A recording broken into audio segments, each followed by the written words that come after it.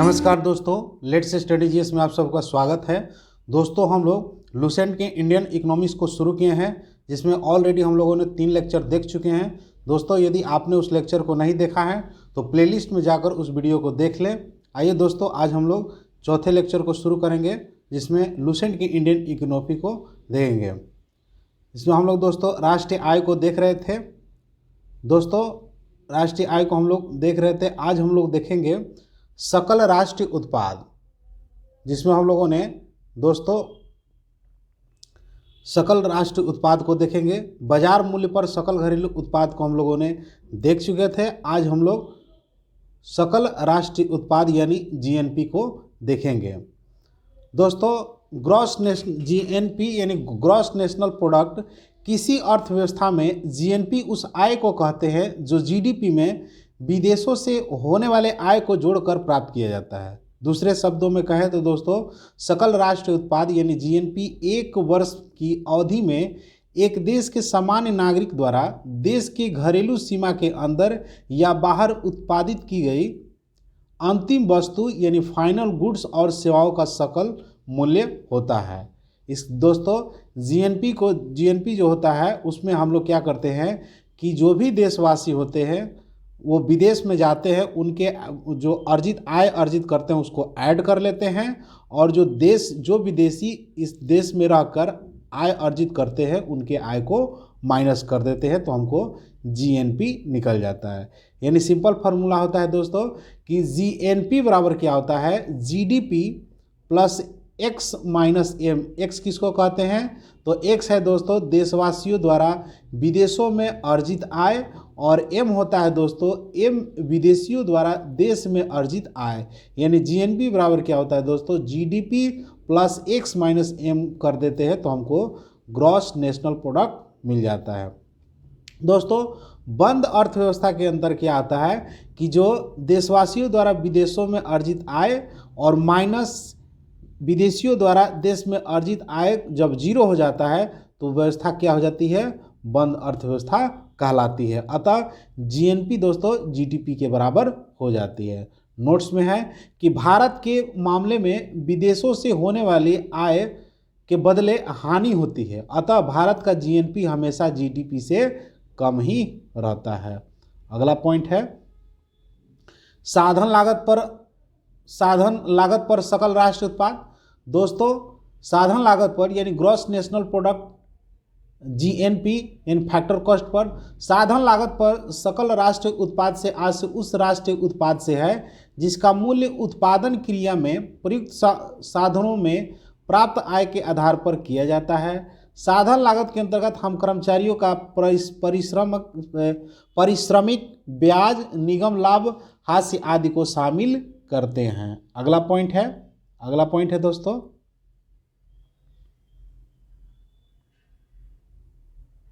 अगला पॉइंट है कि बाजार मूल्य पर सकल राष्ट्रीय उत्पाद यानी दोस्तों gross national product eight market price. दोस्तों, किसी वर्ष के दौरान निवासी उत्पादक इकाइयों द्वारा आर्थिक सीमा के अंदर तथा बाहर सभी अंतिम वस्तुओं यानी फाइनल गुड्स एवं सेवाओं का बाजार मूल्य ही बाजार मूल्य पर सकल राष्ट्रीय उत्पाद कहलाता है। जब साधन लागत पर सकल राष्ट्रीय उत्पाद यानी जीएनपी एट फैक्टर कॉस्ट में परोक्ष व्यापारिक कर जोड़ दिया जाता है और सरकार द्वारा दी गई अनुदान को घटा दी जाती है तो हमें बाजार मूल्य ज्ञात हो जाता है। यानी दोस्तों कि GDP at factor cost equal to GNP market price, उसमें से परोक्ष कर को जब हम माइनस कर देते हैं और अनुदान की राशि को जब जोड़ देते हैं तो दोस्तों जीडीपी एट फैक्टर कॉस्ट निकल जाता है। अगला पॉइंट है दोस्तों कि जब भी किसी धारणा के साथ सकल यानी ग्रॉस जुड़ा होता है तो इसका मतलब होता है कि स्थिर पूंजी उपभोग या हास्य यानी डिप्रेशन को घटाया नहीं गया, यानी इसका टोटल हम लोग निकालते हैं जिसमें किसी भी तरह के हास्य यानी घाटे को हम लोग उसमें दर्शाते नहीं हैं। जब दूसरा पॉइंट है दोस्तों कि जब हम सकल धारणा में से स्थिर पूंजी के उपभोग या हास्य मूल्य को उसमें से घटा देते हैं तो हमको निवल यानी शुद्ध यानी नेट हमको प्राप्त हो जाता है। तीसरा पॉइंट है दोस्तों रेसिडेंस निवासी यानी रेसिडेंट निवासी की धारणा एक आर्थिक धारणा है, न कि राजनीतिक। यह आवश्यक नहीं है कि निवासी उस देश का नागरिक भी हो। एक निवासी वह व्यक्ति है जो जिसके आर्थिक हित केंद्र बिंदु वह आर्थिक या घरेलू क्षेत्र से होता है जिसके संबंध में हम बातें कर रहे हैं। अब हम लोग देख लेते हैं दोस्तों कि जीएनपी के विभिन्न उपयोग यानी जीएनपी का उपयोग किस प्रकार से हम लोग करते हैं। दोस्तों सकल राष्ट्रीय आय के आधार पर अंतर्राष्ट्रीय मुद्रा कोष यानी आईएमएफ दुनिया के देश में रैंकिंग तय करता है और इसी के आधार पर आईएमएफ देश को उनकी क्रय शक्ति क्षमता या तुल्य परचेजिंग पावर पैरिटी के आधार पर रैंक तय करता है और इसी के आधार पर दोस्तों विदेशी कंपनियां भी भारत में निवेश करती है। राष्ट्रीय आय की आंकने के लिए जीएनपी जीडीपी की तुलना में विस्तृत पैमाना होता है क्योंकि यह अर्थव्यवस्था के परिणात्मक तस्वीर के साथ साथ गुणात्मक तस्वीर भी पेश करती है। अगला पॉइंट है कि यह किसी भी अर्थव्यवस्था को दुनिया की दूसरी अर्थव्यवस्था के साथ रिश्तों पर भी रोशनी डालता है। यह दूसरे देशों से लिए गए कर्ज या दूसरे देशों को दिए गए कर्जों से पता चलता है। चौथा पॉइंट है कि यह बताता है कि बाहरी दुनिया किसी देश के खास उत्पाद पर कितना निर्भर है और उत्पाद दुनिया के देश पर कितना निर्भर है। अगला पॉइंट है कि बाजार मूल्य पर व्यक्त जीडीपी यानी जीडीपी एट मार्केट प्राइस तथा बाजार मूल्य पर व्यक्त जीएनपी यानी दोस्तों जीएनपी एट मार्केट प्राइस की धारणा या घरेलू आय तथा राष्ट्रीय आय के बीच के संबंध। आइए हम इसको देख लेते हैं। दोस्तों देश के भीतर गैर निवासी द्वारा अर्जित आय घरेलू उत्पाद या आय गणना में शामिल किया जाता है, लेकिन राष्ट्रीय उत्पाद आय की गणना में शामिल नहीं किया जाता है। यानी दोस्तों जब हम लोग जीडीपी निकालते हैं तो उस जीडीपी में गैर निवासी का जो आय अर्जित करता है उसको हम लोग ऐड कर लेते हैं, लेकिन जब हम राष्ट्रीय उत्पाद निकालते हैं तो उसके अंतर्गत गैर निवासियों द्वारा अर्जित आय को हम लोग कैलकुलेट नहीं करते हैं। इसी प्रकार दोस्तों देश के निवासी इकाई द्वारा देश के आर्थिक सीमा के बाहर अर्जित आय घरेलू उत्पाद या आय में सम्मिलित नहीं किया जाता है। दोस्तों उसी प्रकार जब किसी देशवासी द्वारा किसी विदेश में आय अर्जित की जाती है तो उस आय अर्जित को हम लोग जीडीपी में कैलकुलेट नहीं करते हैं, लेकिन राष्ट्रीय उत्पाद आय के में सम्मिलित करते हैं। लेकिन जब हम राष्ट्रीय आय उत्पाद निकालते हैं तो उसमें देशी द्वारा विदेशों में अर्जित आय को कैलकुलेट करते हैं। अतः देश के निवासियों द्वारा आर्थिक सीमा के बाहर अर्जित आय तथा गैर निवासियों द्वारा आर्थिक सीमा के भीतर अर्जित आय के अंतर को हम क्या कहते हैं, निवल विदेशी आय कहते हैं। यानी दोस्तों निवल विदेशी आय किसको कहते हैं, तो जब कोई विदेशी देश में आय अर्जित करते हैं उसको माइनस देशी द्वारा विदेशों में अर्जित आय को जब कर देते हैं तो हमको क्या निकलता है, निवल विदेशी आय निकलते हैं। दोस्तों यह धनात्मक या ऋणात्मक हो सकता है। यदि निवासियों द्वारा विदेश में अर्जित आय और गैर निवासियों द्वारा आर्थिक सीमा के भीतर अर्जित आय अधिक हो तो शेष दोस्तों धनात्मक होगा, अन्यथा ये क्या होगा, ऋणात्मक होगा। यानी निवल विदेशी आय बराबर क्या होता है, तो GNP eight market price minus GDP at market price. अब हम लोग देख लेते हैं निवल धारणाएं। निवल धारणाएं क्या है, यानी नेट कंसेप्ट। जब हम सकल मूल्य में से चाहे वो बाजार मूल्य पर व्यक्त हो या साधन लागत पर में से हास्य को घटा देते हैं तो निवल धारणा प्राप्त होती है। दोस्तों निवल धारणा कैसे प्राप्त होती है कि जब हम सकल मूल्य में से चाहे वो बाजार मूल्य हो चाहे वो साधन लागत हो कोई पर हो, अगर हम सकल मूल्य में से हास्य को माइनस कर देते हैं तो हमको निवल प्राप्त होता है। सॉरी, जैसे पहला है कि जब हम दोस्तों जीडीपी एट फैक्टर कॉस्ट में से हम हास्य को निकाल देते हैं तो हमें net domestic product at factor cost मिलता है। उसी प्रकार दोस्तों जीडीपी एट मार्केट प्राइस में से हम लोग हास्य को बाहर कर देते हैं तो हमें एनडीपी एट मार्केट प्राइस मिलता है। अगला है कि जीएनपी एट फैक्टर कॉस्ट में से दोस्तों हम लोग हास्य को निकाल देते हैं तो net national product at factor cost मिल जाता है। और उसी प्रकार दोस्तों जब जीएनपी एट मार्केट प्राइस में से हाशिए को बाहर कर देते हैं तो net national product eight market price हमें ज्ञात होता है। आइए अब हम लोग देख लेते हैं अगले पॉइंट को।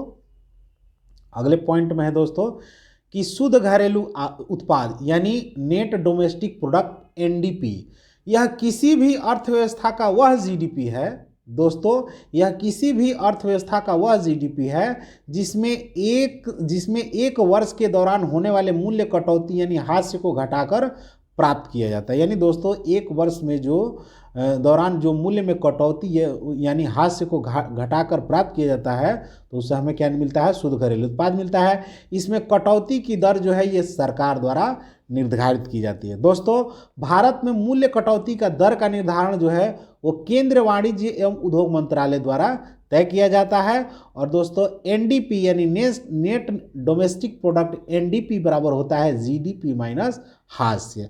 अतः किसी भी वर्ष में किसी भी अर्थव्यवस्था में एनडीपी हमेशा उस वर्ष की जीडीपी से क्या होगा दोस्तों, कम होगा। क्यों? क्योंकि हम इसमें से हाशिए बाहर कर दिए हैं। अगला पॉइंट है कि हम लोग एनडीपी का प्रयोग क्यों करते हैं। तो दोस्तों इसका इस्तेमाल घिसावट के चलते होने वाले हाशिए को समझने के लिए करते हैं। दूसरा, अनुसंधान और विकास के क्षेत्र में अर्थव्यवस्था की उपलब्धि को दर्शाने के लिए भी इसका हम लोग उपयोग करते हैं। अगला पॉइंट है दोस्तों नोट में कि एनडीपी का इस्तेमाल दुनिया की अर्थव्यवस्था के तुलना के लिए नहीं किया जा सकता है क्योंकि हर एक देश की अपनी अपनी हाशिए कटौती का दर अलग अलग होता है। यही कारण होता है दोस्तों कि एनडीपी का इस्तेमाल हम दुनिया के अर्थव्यवस्था की तुलना के लिए नहीं करते हैं क्योंकि दुनिया की अलग अलग व्यवस्था यहाँ अपनी अपनी मूल्य कटौती अलग अलग दरें निर्धारित करती है। अगला पॉइंट है शुद्ध राष्ट्रीय उत्पाद। शुद्ध राष्ट्रीय उत्पाद क्या होता है दोस्तों, तो जब सकल राष्ट्रीय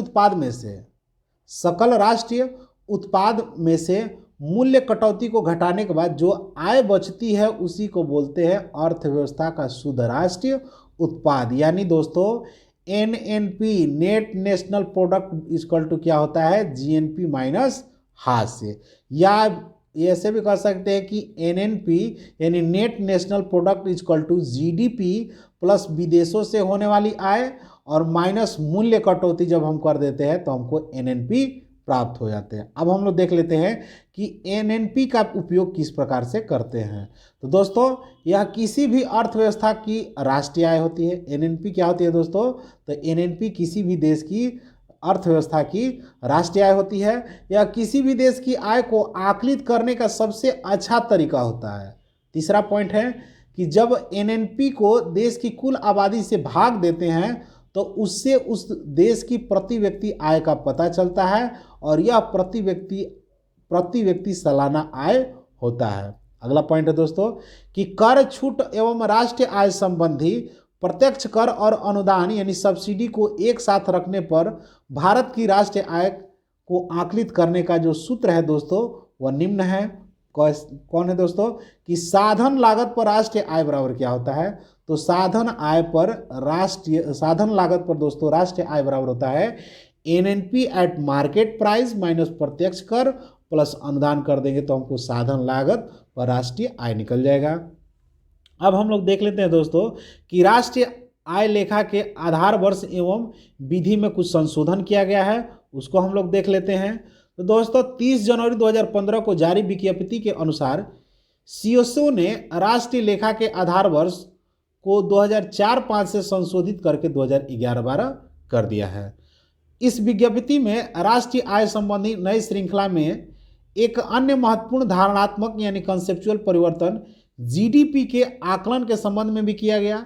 यानी नई श्रृंखला में अब साधन लागत पर घरेलू उत्पाद यानी GDP at factor cost per आकलन की धारणा को हटाकर बाजार मूल्य पर सकल घरेलू उत्पाद यानी दोस्तों जीडीपी एट मार्केट प्राइस पर ही जीडीपी के स्वरूप को स्वीकार किया गया है। अगला पॉइंट है कि सीएसओ की नई घोषणा के अनुसार जीडीपी की गणना के लिए क्षेत्रवार सकल मूल्य वर्धन यानी ग्रॉस वैल्यू एडेड जीबीए के अनुमान के लिए साधन लागत के बजाय मूल्य कीमतों यानी बेसिक प्राइस की कीमत में लाया जाएगा। यानी दोस्तों बेसिक प्राइस यानी मूल्य कीमत क्या होता है कि क्रेता से प्राप्त कीमत माइनस उत्पाद कर और प्लस उसमें अनुदान कर देते हैं तो हमको बेसिक प्राइस यानी मूल्य कीमत निकल जाए। तो इसी को कह रहा है दोस्तों कि सीएसओ की नई घोषणा के अनुसार जीडीपी की गणना के लिए क्षेत्रवार सकल मूल्य वर्धन यानी जीएवी के अनुमान के लिए साधन लागत के बजाय हम मूल कीमतों यानी बेसिक का प्रयोग में लाया जाएगा। अगला पॉइंट है कि साधन लागत पर जीवीए किसी भी कर को सम्मिलित नहीं करता है तथा किसी अनुदान को नहीं छोड़ता है। अगला पॉइंट है कि बाजार मूल्य पर जीडीपी उत्पाद व उत्पादन करों को सम्मिलित करता है, वह उत्पाद तथा उत्पादन अनुदान को सम्मिलित नहीं करता है। अगला पॉइंट है दोस्तों कि जीवीए साधन लागत पर मूल्य पर जीडीपी बाजार मूल्य के बीच में संबंध हम लोग देख लेते हैं। दोस्तों यदि सपोज किया जाए सीई कर्मचारियों की क्षतिपूर्ति है, ओएस परिचालन अधिशेष है, एमआई दोस्तों मिश्रित आय है और सीएफसी दोस्तों मिश्रित पूंजी का उपभोग है, तो इनको मान लिया है। तो जीवीए का मूल्य पर क्या होगा दोस्तों, जीवीए मूल मूल्य पर क्या होगा तो सीई यानी कर्मचारियों की क्षतिपूर्ति प्लस ओएस यानी परिचालन अधिशेष या मिश्रित आय प्लस मिश्रित पूंजी का उपभोग प्लस उत्पादन कर माइनस उत्पादन अनुदान माइनस कर देते हैं तो हमको जीवीए मूल मूल्य पर प्राप्त हो जाता है। दूसरा है दोस्तों कि जीवीए साधन लागत पर हमें कैसे ज्ञात होगा, तो दोस्तों जीवीए मूल मूल्य पर हम निकाल लेंगे, इसके बाद उसमें से माइनस कर देंगे उत्पाद अनुदान घटाने के बाद उत्पाद कर। थर्ड है दोस्तों कि जीडीपी बाजार मूल्य पर क्या होता है दोस्तों कि जब हम जीवीए मूल्य पर प्लस उत्पाद कर माइनस उत्पाद अनुदान को जब हम माइनस कर लेते हैं तो हमको जीडीपी बाजार मूल्य पर निकल जाता है। इस विज्ञप्ति में सीएसओ ने इस बात पर बल दिया है कि आगे से जीडीपी बाजार मूल्य को ही राष्ट्रीय विकास की माप के लिए प्रयोग में लाया जाएगा। नोट्स में है दोस्तों कि मूल कीमतों पर जीवीए को व्यक्त करने की धारणा को सीएसओ ने United nation system of accounting से लिया है, जो वहाँ 1993 से ही प्रयोग में लाया जा रहा है। अब हम लोग देख लेते हैं दोस्तों कि भारत में राष्ट्रीय आय का अनुमान। दोस्तों भारत में राष्ट्रीय आय के अनुमान संबंध में उत्पादन आय तथा व्यय विधि का मिश्रित प्रयोग किया जाता है। भारत में राष्ट्रीय आय के अनुमान के लिए सांख्यिकी संगठन ने संपूर्ण अर्थव्यवस्था को 6 क्षेत्रों में विभाजित किया है। पहला है प्राथमिक क्षेत्र, दूसरा है द्वितीय क्षेत्र, तीसरा है परिवहन संचार एवं व्यापार, चौथा है वित्त एवं वास्तविक संपदा, पांचवा है सामुदायिक या निजी क्षेत्र, छठा है दोस्तों विदेशी क्षेत्र। दोस्तों प्राथमिक क्षेत्र से प्राप्त लगभग संपूर्ण आय की गणना उत्पादन विधि द्वारा ही होती है। कुल राष्ट्रीय आय में प्राथमिक क्षेत्र का योगदान लगभग 30% है। अगला पॉइंट है दोस्तों, अगला पॉइंट है कि विदेशों से शुद्ध साधन आय संबंधी आंकड़े रिजर्व बैंक इंडिया द्वारा प्रकाशित व तैयार किया जाता है। एनएनआई किसी वर्ष में बाजार मूल्य पर व्यक्त जीडीपी जिसमें सीएफसी कर्मचारियों की निवल क्षतिपूर्ति तथा शेष विश्व से प्राप्त आय को समायोजित किया गया का योग होता है। अगला पॉइंट है कि सकल राष्ट्रीय आय यानी जीएनआई को हास्य को घटा दे तो हमें एनएनआई यानी नेट नेशनल इनकम ज्ञात होगा, जिसे हम राष्ट्रीय आय कहते हैं। अब हम लोग देख लेते हैं दोस्तों कि 2020-21 में राष्ट्रीय आय यानी एनएसओ के दूसरे अग्रिम अनुमान को। दोस्तों चालू वित्तीय वर्ष 2020-21 की तीसरी तिमाही यानी क्वार्टर थर्ड में अक्टूबर से दिसंबर में विभिन्न क्षेत्र में निष्पादन संबंधी आंकड़े उपलब्ध हो जाने पर इस वित्तीय वर्ष की राष्ट्रीय आय संबंधी दूसरी अग्रिम अनुमान राष्ट्रीय सांख्यिकी कार्यालय ने 26 फरवरी 2021 को जारी किया है। 2020-21 की तीसरी तिमाही में जीडीपी में 4% की धनात्मक वृद्धि की गई। वहीं तीसरी तिमाही में आर्थिक समृद्धि धनात्मक रहने पर वर्ष 2020-21 में सकल घरेलू उत्पाद यानी जीडीपी सिकुड़ने अब 8% रहने का अनुमान लगाया गया है और वर्ष 2019-20 में जीडीपी में वृद्धि 4% रही थी। चालू मूल्यों पर वर्ष 2020-21 में जीडीपी में सिकुड़न 3.8% रहने का अनुमान लगाया। दोस्तों इन सब का सारांश दोस्तों एक पॉइंट पर दिया गया है, आइए उन्हीं को देख लेते हैं।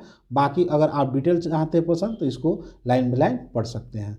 दोस्तों इसके अंतर्गत क्या है कि 2019-20 और 2020-21 में राष्ट्रीय आय प्रमुख आंकड़े एक दृष्टि में 2011-12 के स्थिर मूल्य पर निकाला गया है। दोस्तों पहला है कि कीमत मूल्य पर जीबीए 2019-20 के पहले संशोधित आकलन जो है 132.71 यानी 4.1%, जबकि जब संशोधित करके दूसरा अग्रिम आकलन निकाला गया तो उसमें घटकर 124.11 हुआ यानी -6.5 की कमी हुई थी। जीडीपी दोस्तों 145.69 जिसमें कमी दोस्तों 134.09 हुआ। राष्ट्रीय आय में दोस्तों 126.81 है जबकि इसमें कमी -8.2 क्या हुआ। प्रति व्यक्ति आय में दोस्तों 94,566 था जिसमें कमी -9.1 का हुआ यानी 85,929 हुआ। अब देख लेते हैं प्रचलित मूल्य पर आकलन। तो प्रचलित मूल्य पर आकलन दोस्तों मूल्य कीमत पर जीबीए 184.61 जो कि घटकर 177.81 हुआ। जीडीपी 203.51 जो कि घटकर 195.86 हुआ। राष्ट्रीय आय में दोस्तों 179.94 जो कि घटकर 173.18 हो गया। प्रति व्यक्ति आय दोस्तों 1,34,186 था जो कि घटकर 1,27,768 हो गया। अब हम लोग देख लेते हैं कि अर्थव्यवस्था के विभिन्न उत्पादक क्षेत्रों में जीवीए में वृद्धि। दोस्तों खनन वानिकी और मत्स्यिकी में 2019-20 में 4.3% की वृद्धि थी जो कि 2020-21 में घटकर 3 पॉइंट हो गया। खनन एवं उत्खनन में दोस्तों -2.5 था जो कि घटकर और -9.2 हो गया। विनिर्माण में -2.4 था जो कि और घट के -8.4 हो गया।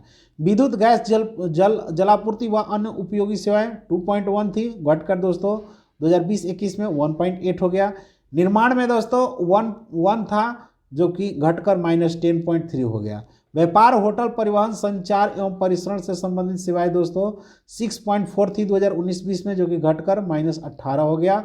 और दोस्तों वित्तीय रियल एस्टेट एवं व्यावसायिक सेवाएं 7.3 थी जो कि 2021-22 में दोस्तों 20-21 में घटकर -1.4 हो गया। सार्वजनिक प्रशासन रक्षा एवं अन्य सेवाएं 19-20 में 8.3 था और घटकर 20-21 में दोस्तों -4.1 हो गया। मूल्य कीमतों पर जीबीए दोस्तों 4.1 था जो कि घटकर -6.5 हो गया। विविध में हम लोग देख लेते हैं दोस्तों कि उत्पादन लागत पर निवल राष्ट्रीय उत्पाद राष्ट्रीय आय है।